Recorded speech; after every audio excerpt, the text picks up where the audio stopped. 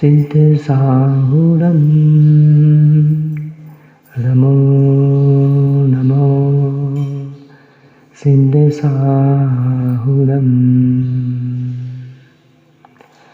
चौवीसं तिथ्यरे उसहाई वीर पश्चिमे वंदे सवे सगण गण हरे सिद्धे से नमन सामी नामिदुण वर्धमानं परमपाणं जिनं तिसोधेन वोच्छामिरयणसारं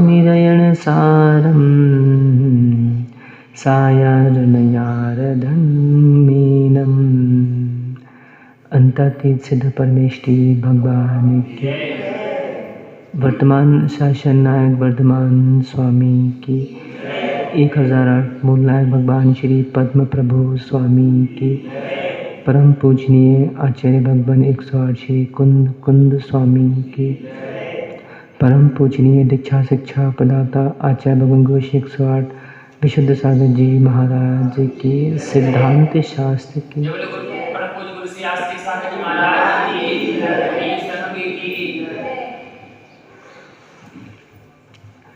भवबंधु, हम सभी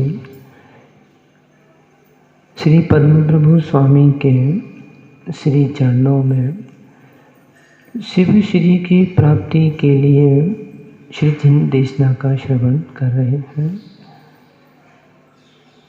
जीवन का कोई सार है तो वह रहनसार है। इसकी प्राप्ति जिसने की है, निर्वाण की प्राप्ति उसने की है। आचार्य कुंद कुंद स्वामी गाथा नंबर 57, 58, 59 इन गाथाओं में बहिरात्मा जीव की चर्चा कर रहे हैं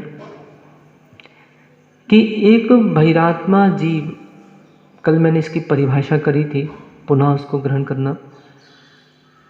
सम्यक दर्शन से रहित, आत्म अनात्म के ज्ञान से रहित जो है उसका नाम बहिरात्मा है। अंतरात्मा जीव जो होता है वह शरीर को भिन्न मानता है, आत्मा को भिन्न मानता है। घर में रहते हुए भी वह सतत प्रयासरत होता है, कर्तव्यों का पालन करेगा कि मैंने संतान उत्पत्ति करी है, मुझे उन्हें संभालना है, मैंने व्यापार खोला है, मुझे उन्हें संभालना है, परंतु घर में रह के भी उदासता से जीवन जीता है। अभी जिस व्यक्ति के अंतर में घर में रहते हुए उदासता नहीं आ रही, जो घर में रहते हुए क्रियाओं में आसक्त है, अभी उसके ऊपर प्रश्न चिन्ह है कि ये अंतरात्मा है भी कि नहीं। क्योंकि जो लक्षण जैन आगम में, शास्त्रों में हमको जो मिलते हैं, लक्षण दिए जाते हैं कि जो जीव घर में रहकर भी जिसके अंतरंग में सतत भावना रहती है कि मैं घर का त्याग कब करूं, मैं साधना कब करूं, उसका नाम अंतर आत्मा कहा गया है। आचार्य कुंद कुंद स्वामी यहाँ जो गाथा नंबर 57 में बता रहे हैं बहिरात्मा की चर्या क्या होती है, जिसको कल अपन ने सुना था कि ये जीव क्या करता है, सब कुछ छोड़ देगा, बाह्य लिंग धारण कर लेगा, परंतु क्रिया कांड को करता हुआ संसार में भटकता है। कल मैंने एक शब्द बोला था तनु दंडी, जो गाथा नंबर 58 अपन ने पढ़ी थी, तनु दंडी। छोटा सा अपन सिद्धांतों में पहले प्रवेश करते फिर आगे चलता। उमा स्वामी जी महाराज ने 10 प्रकार के बहिरंग परिग्रह तत्वार सूत्र जी में कहे हैं। क्षेत्र, वास्तु, हिरण्य, सुवर्ण, धन, धान्य, दासी, दास, बराबर, कुप्य, ठीक है, कुप प्रमाणातिक्रम, अब भांड शब्द भी उसमें ले लेते हैं अपन, वस्त्र और बर्तन आदि। आचार्य गौतम गढ़धर स्वामी जो हुए, उन्होंने प्रतिक्रमण में, बृहद प्रतिक्रमण अपन पढ़ते हैं, उसमें 14 प्रकार के अंतरंग परिग्रह कहे गए हैं। क्रोध, मान, माया, लोभ, 4 कषाय, 9 कषाय, हास्य, रति, अरति, शोक, भय, जुगुप्सा, स्त्रीवेद, पुरुष वेद, नपुंसक वेद। बड़े ध्यान से सुनना, यहाँ कोई बाहर की चर्चा ही नहीं है, ये बहुत सिद्धांतिक हमको समझना है। 4 कषाय, 9 कषाय, कितना हो गया? 13, और 1 मिथ्यात्व, 14। यहाँ जो कुनकुन स्वामी गाथा नंबर 58-59 में कहना चाह रहे हैं, मिथ्यात्व भी अंतरंग परिग्रह है। अब बहुत से लोगों की ऐसी धारणा है कि देखो भैया, हमारे तो भाव शुद्ध हैं, ये कपड़े वपड़े उतारने से कोई मतलब नहीं है, हमारे तो भाव शुद्ध हैं। गाय को 2 रोटी खिला दो, गरीब आदमी को 4 कपड़ा दे दो, हमारा धर्म हो गया, हम इसी से वैकुंठ स्वर्ग मोक्ष चले जाएंगे। कुछ दूसरे प्रकार के प्राणी ऐसे हैं, बहिरात्मा, कि जिन्होंने कपड़े उतार लिए। कपड़े उतारने के बाद देखो भैया, अब हम साधु बन गए हैं, हमारे हाथ में पिच्छी कमंडल आ गया है, और अब हम निर्वाण चले जाएंगे। हमने घर भी छोड़ दिए, हमने भाई छोड़ दिए, बहन छोड़ दिए, माता छोड़ दी, पत्नी छोड़ दी, पिता छोड़ दिए, मकान छोड़ दिए, सब परिग्रह हमने छोड़ दिए। ये 2 अलग अलग प्रकार के प्राणी हो गए। एक व्यक्ति वह जो बाह्य परिग्रह मात्र त्याग करके मोक्ष जाना चाह रहा है, दूसरा व्यक्ति वह जिसने बाह्य परिग्रह का त्याग नहीं कर दिया, घर में पूरी तरह लीन है, राज्य में पूरी तरह लीन है, और अंतरंग में उसके किसी प्रकार का कोई संकल्प विकल्प नहीं, साता का जीवन उसका चल रहा है, एक वो। ये दोनों प्रकार के प्राणी से मैं कहना चाहता हूँ, ताली 2 हाथ से बजती है। जैन दर्शन अनेकांत दर्शन है। उभय त्याग, एक छोटी सी पंक्ति बड़े ध्यान से सुनना, उभय त्याग किए बिना उभय कर्मों का नाश नहीं होता। क्या समझ में आया? उभय त्याग किए बिना उभय कर्मों का नाश नहीं होता। उभय कर्म से अर्थात क्या ग्रहण करना है? घातीय, अघातीय। देखा जाए तो कर्म एक प्रकार, देखा जाए तो कर्म 2 प्रकार, घातीय, अघातीय। और देखें तो कर्म 3 प्रकार, द्रव्य कर्म, भाव कर्म, 9 कर्म। और देखें तो कर्म 8 प्रकार, ज्ञानावरण आदि। और इनके यदि उत्तर प्रकृतियाँ देखें तो कर्म 148 प्रकार। और देखें यदि मैं कर्म को कहूँ जीव की क्रिया, तो अनंत प्रकार। जितने प्रकार के भाव करता है उतने प्रकार के कर्म होते हैं। अब यहाँ पे ये बात चल रही है, उभय त्याग अर्थात अंतरंग परिग्रह का भी त्याग करना होगा और बहिरंग परिग्रह का भी त्याग करना होगा। जब तक ये उभय परिग्रह का त्याग नहीं होगा तब तक उभय कर्मों का नाश होने वाला नहीं है। वास्तव में देखें तो मोक्ष प्राप्ति का साधकतम साधन कोई है, उसका नाम है विपृत क्रिया निवर्तनी शुक्ल ध्यान। बराबर? ये जो शुक्ल ध्यान है ये कब होता है? 14वें गुण स्थान में। अब मेरा एक छोटा सा प्रश्न है, मान लो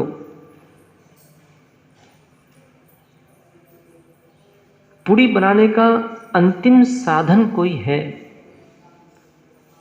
तो वो अंतिम ताप है कढ़ैये का। सोना निकालने का, 24 कैरेट सोना बनाना है, उसका कोई साधकतम है, वो अंतिम जो ताप दिया जाता है वह है। किसी को माना ये 74 सीढ़ी चढ़ के ऊपर छत पे जाना है, तो उसको छत पे पहुंचाने वाली तो कौन सी सीढ़ी होगी? 74वीं। पर उसको पहली सीढ़ी पे पाँव रखना ही पड़ेगा। वो 74वीं सीढ़ी पे जाके पाँव रख के सीधा पहुंच जाए छत पे, ये संभव नहीं है। यहाँ आचार्य कुनकुन स्वामी वही समझा रहे हैं कि वास्तव में 10वें गुण स्थान में कषायों का क्षय हो जाता है। 10वें गुण स्थान तक सूक्ष्म लोप कषाय होती है जैन सिद्धांत के अनुसार, है ना। और जो इस संसार में रोकने वाला है उसका नाम है काय योग, जिसका क्षय 13वें गुण स्थान के अंत समय में होता है। 14वें गुण स्थान में उसका क्षय होता है, उसके उस आसपास क्षय है। अब यहाँ ये बात आ रही है कि जैसे ही कषाय का क्षय हुआ तो घातीय कर्म का नाश हुआ, उधर काय योग का क्षय होगा, क्योंकि काय योग के क्षय हुए बिना अघातीय कर्मों का नाश नहीं होता। अब एक और काय है, दूसरी और कषाय है। बहुत सिद्धांतिक विषय, हमको बहुत ध्यान से सुनना है। जैन आगम में संलेखना भी 2 प्रकार की कही गई है। एक का नाम है काय संलेखना, दूसरे का नाम है कषाय संलेखना। आज एक प्राणी महाराज के पास आता है, महाराज जी बस कुछ नहीं चाहिए, आप तो आशीर्वाद दे दो, अच्छी समाधि हो जाए। ये क्या मांगा उसने? काय संलेखना। मतलब मैं संलेखना 2 शब्दों से बनता है। सत लेखना, अर्थात सत मतलब अच्छी तरह से, लेखन मतलब क्रश करना, तोड़ना, शरीर को तोड़ना, इसको बोलते हैं संलेखना। तो काय संलेखना, काय को अच्छी तरह से क्रश करना, काय संलेखना, कषायों को अच्छी तरह से क्रश करना, कषाय संलेखना। अब एक 70 साल की दादी आती है, महाराज अच्छी हमारी समाधि हो जाए। इसने काय संलेखना तो मांग ली, पर घर में कषाय नहीं छूट रही। एक बब्बा जी आ गए, महाराज बस कछु नहीं चाहने, अंत समय में बस आपके चरण मिल जाए, आप हमारी समाधि करा दी और हमें कछु नहीं चाहने। तुम दिन भर कीचड़ में लोटो और बाद में तुम आ जाओ, महाराज मुझे नहला दो। ये कौन सी नीति? यदि एक जीव कषाय संलेखना का अभ्यास अभी से नहीं करता, उसकी काय की संलेखना असंभव। कल मैंने बोला था व्यतिरेक संबंध, अन्वय संबंध। कारण के होने पे कार्य का होना अन्वय संबंध कहलाता है, और कारण के नहीं होने पे कार्य का नहीं होना ये कहलाता है व्यतिरेक संबंध। तो यदि एक जीव यदि कषाय संलेखना, उसने कषायों को नियंत्रण अभी से नहीं किया और वो सोचे कि आखिरी में आके मैं सीधा काय संलेखना कर लूँगा, करोड़ों में एक। बिरले लोग होते हैं जो कि अंत समय में उपशम भाव को प्राप्त कर लें। ऐसे ऐसे जीव हैं जिनके पास समाधि चल रही है, मतलब गृहस्थों की बात कर रहा हूँ। उनको पता है अभी हम थोड़ी देर में ख़त्म होने वाले हैं, 10 मिनट में, परंतु उनसे कहो चाय छोड़ दो, महाराज जी चाय नहीं छोड़ सकते। उनसे कहा चलो एक काम करो, हाथ जोड़ो, तुमने आज तक जीवन में जिन लोगों से बैर बांधा है, जिन लोगों को तुमने दुख दिया है, तुम्हारे निमित्त से जिन लोगों को दुख हुआ है, चलो हाथ जोड़ो और उनसे क्षमा मांग लो। ये सब नहीं कर सकते। महाराज जी हमें तो प्यास लगी है, पानी नहीं पिएंगे, आप तो हमारी प्यास बुझा दो। ये कैसे संभव है? अच्छा, कुनकुन स्वामी यहाँ पे वही वाली व्याख्यान दे रहे हैं, तनु दंडी, अर्थात एक बहिरात्मा जीव ने क्या किया, घर छोड़ दिया, त्याग कर दिया, शरीर को क्लेश दे रहा है। तनु यानी शरीर, शरीर को दंड दे रहा है। सामायिक कर लेगा, खड़े होके सामायिक कर ली, खड़े होके आहार कर लिया, नगरों नगरों में बिहार कर लिया, धूप में 50 डिग्री टेम्परेचर में बिहार कर लिया, शीत 15 डिग्री टेम्परेचर की शीत को सह लिया, परंतु बहिरात्म पना, जिसको बोलते अंतरंग परिग्रह, मिथ्यात्व को नहीं छोड़ा। एक छोटा सा दृष्टांत में देता, आगे चलता हूँ। एक शिष्य था, वो गुरुजी के पास, उसको दीक्षा लेना थी, उसको बैराग हो गया। बहुत प्रसिद्ध दृष्टांत है, काफ़ी प्रवचन में आपने सुना होगा। वो जाता है गुरुजी के पास, गुरुजी मुझे दीक्षा दो। गुरुजी कहते हैं बेटा थोड़ी पतली करो। वो घर चला गया, उसने 2 दिन के उपवास कर लिए। फिर वो गुरु चरणों में आता है, गुरु जी दीक्षा दो। गुरु जी बेटा थोड़ी और पतली करो। उसने 1 हफ्ते के उपास कर लिए। फिर वो 1 हफ्ते बाद आया गुरु चरणों में, गुरु जी दीक्षा दो, आवाज़ बढ़ रही है। गुरु जी ने बेटा अभी पतली नहीं हुई, थोड़ा और पतली करो।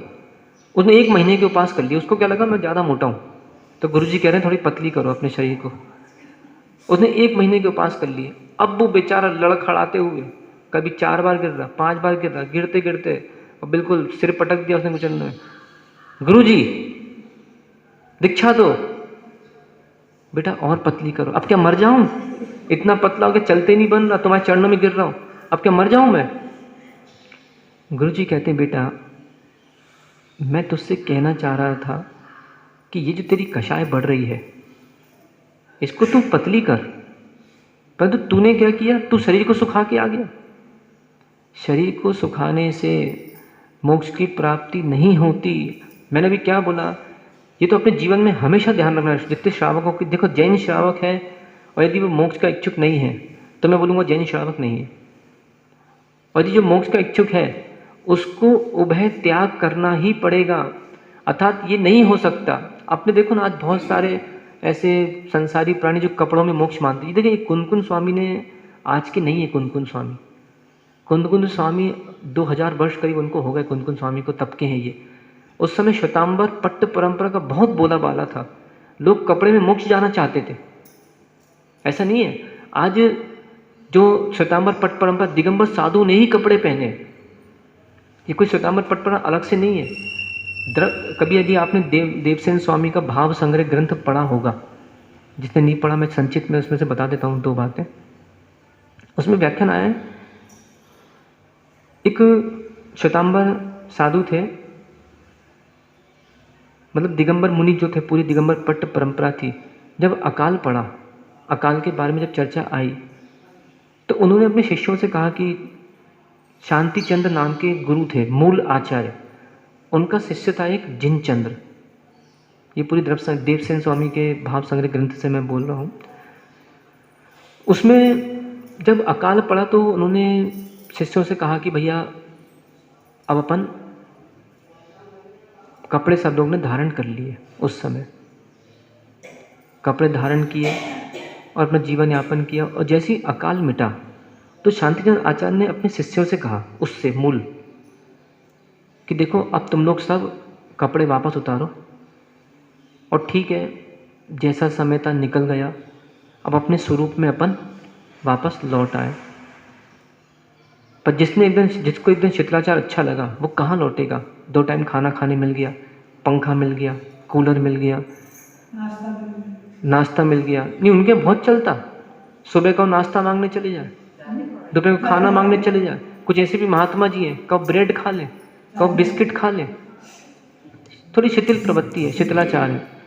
एक इंदौर में मिला था ना, हम लोग जब आचार्य के साथ थे तो आचार्य का प्रवचन बास्केटबॉल ग्राउंड में हुआ था। 2017 का चातुर्मास की बात बता रहा हूँ मैं। एक बहुत बड़े श्वेतांबर संत आए थे, हाँ, तो एक लड़का वहाँ पे मिला था, 22 साल की उम्र थी। जैसे बाहर निकले, सब लोग साथ में निकले बाहर, आचार्य आगे तो बड़े बड़े आगे, हम सब छोटे छोटे पीछे चल रहे थे। तो वो बोलते महाराज जी मैं दिगंबर जैन हूँ। हमने बोला ऐसा कि तुमने ऐसा क्यों किया? तुम दिगंबर होने के बाद तुमने कपड़े वाले साधु क्यों बन गए तुम? बोले महाराज जी यहाँ पे आराम है, खाने को मिल जाता है, पंखा वंखा मिल जाता है, तो इसलिए मैं इसमें चला गया। कुछ नहीं बोले, हम चले गए शांति से। तो जब वो मूल आचार्य ने अपने शिष्यों से कहा कि चलो अब तुम कपड़े उतारो और अपने वापस पद में आओ, तो एक जो उनका शिष्य था उसको गुरु की उसने आक्रोश परिचय जय नहीं किया। उसने सोचा, उसने उठाया डंडा और अपने गुरु के सिर पे दे मारा। वो शांतिचंद महाराज का वहाँ पे मरण हो गया। मरण करने के बाद वो व्यंतर पर्याय को बने और ये जिनचंद ये मूल पट पे आ गया और इसने पूरी परंपरा चलाई।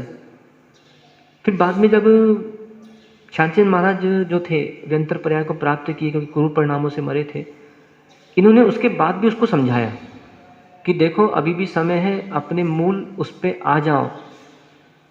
पर इन्होंने उसके बाद भी उनकी नहीं मानी। आज भी बहुत सारे श्वेतांबर पट्ट परंपरा के जो उनके माँ साहब होते हैं, वो प्रवचन जब करते हैं तो एक पुतला अपने सामने रखते हैं। वो पुतला शांति चंद का पुतला है। आचार्य ने ऐसा काफ़ी बार अपने प्रवचन में बताया कि ये किसी प्रकार का उपद्रव ना करें, तो वो शांति के लिए वहाँ पे वो पुतला रखा जाता है। तो हुआ क्या है वास्तव में, जो कषाय को कृष्ण नहीं कर पाए, तो कुंद स्वामी के समय में इनका बाहुल्य बढ़ते जा रहा था। मात्र कपड़े में मोक्ष, कपड़े में मोक्ष, कपड़े में मोक्ष। तो अष्टपाहुर ग्रंथ में कुंद स्वामी को लिखना ही पड़ गया, नग्गो विमोक्ष मग्गो शेषा उमज्ञा सभ्य, अर्थात आगे की पीढ़ी कहीं कपड़े में मोक्ष मानना प्रारंभ ना कर दे। इसलिए उन्होंने लिख दिया कि भाई मात्र नग्नता ही उन्मार्ग है, राजमार्ग है, शेष सब उन्मार्ग है। तो यहीं पे ये जो रहनसार जी ग्रंथ है, यहाँ भी आचार्य कुंद स्वामी यही बता रहे हैं कि जैसे जैसे जीव उम्र बढ़ती जाती है, तो ये कोई आवश्यक नहीं है कि जिसने 25 साल में अंतर आत्मा पद को प्राप्त किया वो पूरा 100 साल तक अंतरात्मा बना रहेगा। क्योंकि देखिए, मैं पुनः कह रहा हूँ, वर्तमान में छायास्मिक सम्यक दर्शन है, और छायास्मिक सम्यक दर्शन में कहीं ना कहीं दोष आते हैं। निशंकित, निकांक्षित आदि ये सब सम्यक दर्शन के गुण हैं। इन्हीं में शंका दोष, कांक्षा दोष, अनुपगोहन दोष, ये सब वर्तमान में आ रहे हैं। इसलिए प्रतिक्रमण जो है इसलिए किया जा रहा है।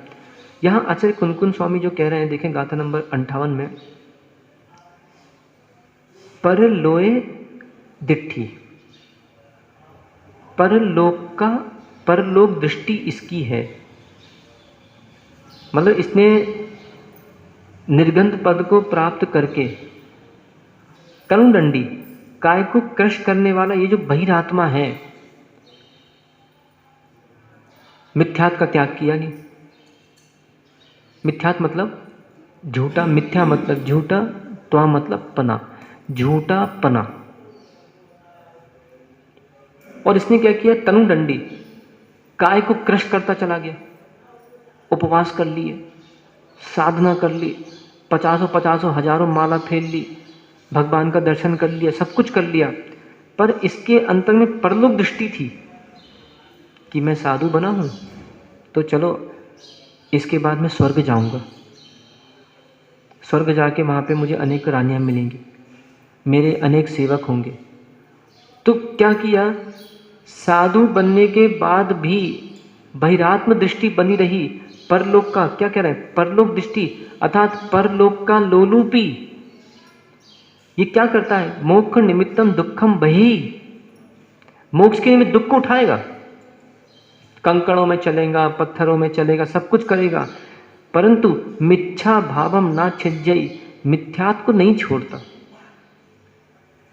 क्योंकि देखिए, कुंद स्वामी को ये बात पता थी कि भविष्य में सहनन धीरे धीरे कम होती जाएगी। हम लोगों ने तत्वा सूत्र में भी मैंने बताया था 3रे अध्याय में, भरत ऐरावर्त्यो वृद्धिर हासो षट समाभ्य मुत्सर्पिण व सर्पिगम, अर्थात भरत ऐरावत क्षेत्र में वृद्धि ह्रास होता रहता है। अभी जैसे जैसे काल खत्म होते जाएगा वैसे वैसे लोगों की सहनन भी हीन हो जाएगी। दूसरी बात, आयु भी घटती जाएगी। आज अपन देख ही रहे हैं 70 साल 60 साल में आदमी जल्दी चला जाता है। बाहुलता बता रहा हूँ मैं। जैसे छठा काल आएगा तो छठे काल में कहते हैं कि लोग कच्चा मांस खाएंगे, मछली खाएंगे, अपने आप को एक दूसरे को खा जाएंगे। उसका अपन आज देख ही रहे, आज लोग सांप खाने लगे, कच्चा सांप खाते लोग, कच्चे कॉकरोच खाने लगे। अभी बीच में एक बहुत पहले एक कांड हुआ था, उस कांड का मुझे नाम नहीं आता, जिसके घर के पीछे बहुत सारे भ्रूण पाए गए थे, वो उसको खाता था, बच्चों के भ्रूणों को खाने, उसका मांस पका के खाने लगे। और ये तो अब अपन क्यों बताएं, पुराणों में देखो ना, बक राजा की कथा किसको नहीं पता। बक राजा जो था, जब मांस खाने का त्याग किया गया उसने उस समय, तो उसने रसोइये ने बेचारे मनुष्यों का मांस उसको खिलाया, प्रसिद्ध हुआ वो मांस भक्षण में, सप्तव्यसन में। तो जैसे जैसे समय निकलता जाएगा वैसे वैसे भावों में अशुद्धि आती जाएगी। तो कुंद स्वामी ने ये जो गाथाएं लिखी हैं, ये इसलिए लिखती चली गई कि भैया आगे के जो साधु होंगे, आगे को जो श्रावक होंगे, वो अपने भावों को संभालने के लिए उनको आईना तो देना पड़ेगा। तो कुनकुन स्वामी हमारे इसमें बहुत बड़े उपकारी रहे। तो इन्होंने क्या लिख दिया कि एक जीव बहिरात्मा जीव परलोक का लोलुपी काय को क्रश करता है, मोक्ष के निमित्त दुख उठाएगा, परंतु मिथ्या भावों को नहीं छोड़ता, किम ही मोक्ष सौखम पावई।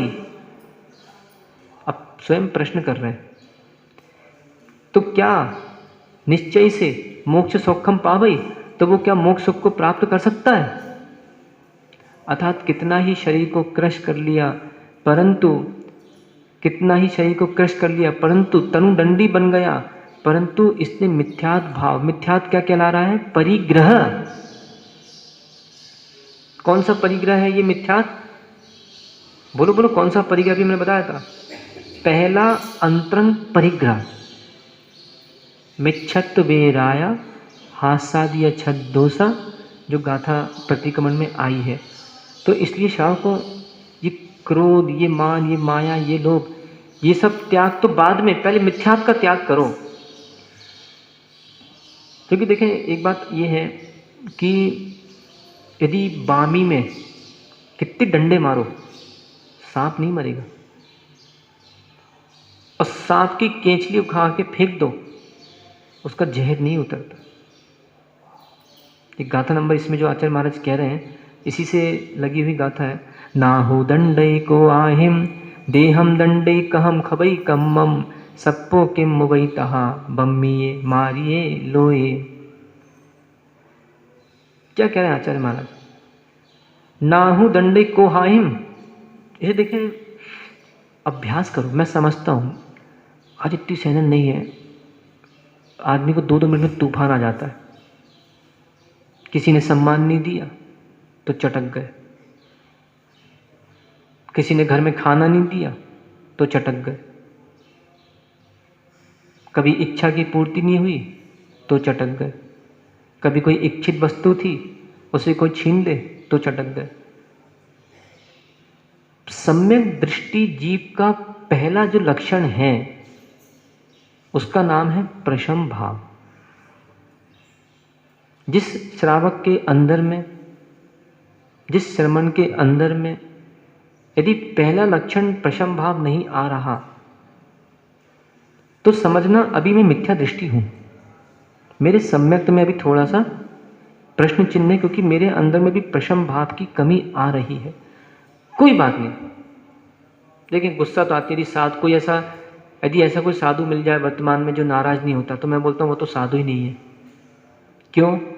क्योंकि अभी गुण स्थान विवक्षावश यदि हम कथन करेंगे तो मुनिराज आपकी संजुलन कषाय है।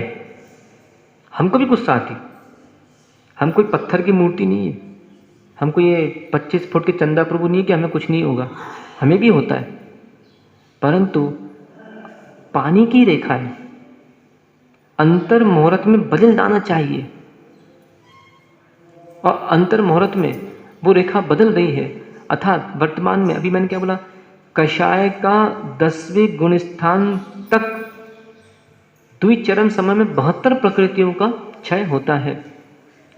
बस 10वें गुण स्थान तक लोभ कषाय वर्तमान में स्थित है, और अभी देखा जाए 6वें गुण स्थान में जो जीव की अप्रमत्त, 7वें गुण स्थान में प्राप्त है प्रमत्त गुण स्थान, अर्थात 15 प्रकार के प्रमाद भी वर्तमान में हैं।